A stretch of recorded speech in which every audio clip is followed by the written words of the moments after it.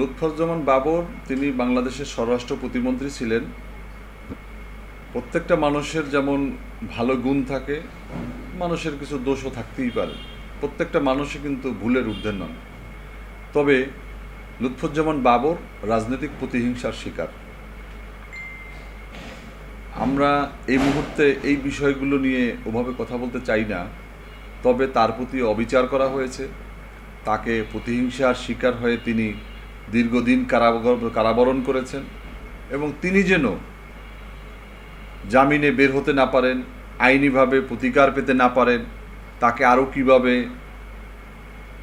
জেলে রাখা যায়, তাকে কিভাবে আরও বিধ্বস্ত করা যায়, জনসম্মুখে তাকে কিভাবে আরও ছোট করা যায়, এজন্য নানা ধরনের কিন্তু চক্রান্ত করে যাচ্ছে।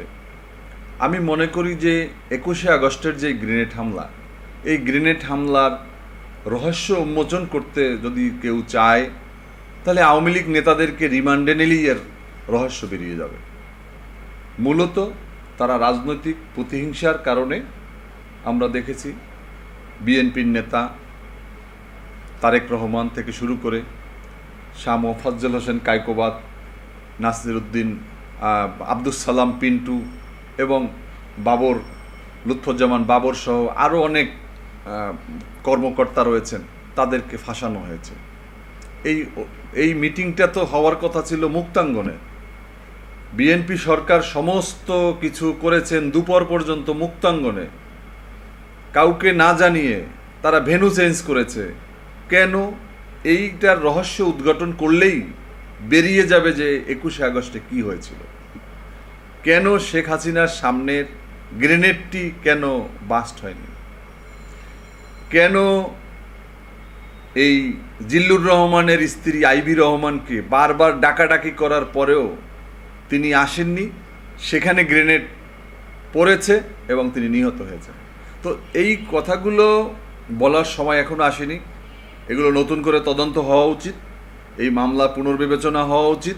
আমি মনে করি আওয়ামী লীগ প্রতিহিংসার মাধ্যমে আমাদের জাতীয় নেতৃবৃন্দকে তারা ফাঁসিয়েছে, যেমন ফাঁসিয়েছে সালাউদ্দিন কাদের চৌধুরী, মাওলানা মতিউর রহমান নিজামী, আলিয়া আহসান মুজাহিদ, আব্দুল কাদের মোল্লা, কামারুজ্জামান, মীর কাশেম আলী সহ তাদেরকে যেভাবে বিচারের নামে অবিচার করেছে, আইনি হত্যা করেছে।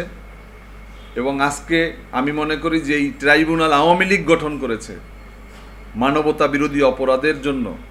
এই মানবতা বিরোধী অপরাধ হচ্ছে গিয়া ছাত্রদের হত্যা করা, এই মানবতা বিরোধী অপরাধ হচ্ছে বিএনপি নেতা কর্মীদের বাড়িঘরে অগ্নিসংযোগ করা, মানবতা বিরোধী অপরাধ হচ্ছে মানুষের নারীদেরকে ধর্ষণ করা। এই যে অপরাধগুলো ছাত্রলীগ গণধর্ষণ করেছে, 100 ধর্ষণের সেঞ্চুরি করেছে, মা এবং মেয়েকে একত্রে ধর্ষণ করেছে, এই যে মানবতা বিরোধী অপরাধ, এই অপরাধের যারা দোষী তাদেরকে এই আন্তর্জাতিক যুদ্ধাপরাধ ট্রাইব্যুনালে বিচার হওয়া উচিত, এটাকে কাজে লাগানো উচিত।